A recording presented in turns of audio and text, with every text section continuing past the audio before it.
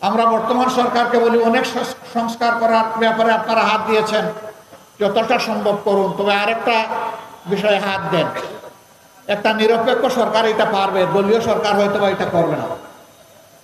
গত 54 বছরে বাংলাদেশে বিভিন্ন ধর্মের মানুষ যাদের হাতে নির্যাতিত হয়েছে, যাদের উপর জুলুম করা হয়েছে, সেটা খুন, ধর্ষণ, লুট, দখল যাই হোক, চাঁদাবাজি হোক, এদের নামের কালো তালিকা প্রকাশ করে দেয়।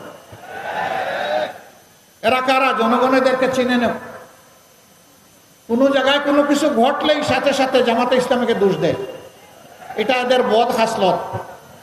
এরা জাগরণেও জামাতকে ভয় পায়, এরা গুমের মধ্যেও জামাতকে ভয় পায়, জামাতের নীতি আদর্শকে ভয় পায়।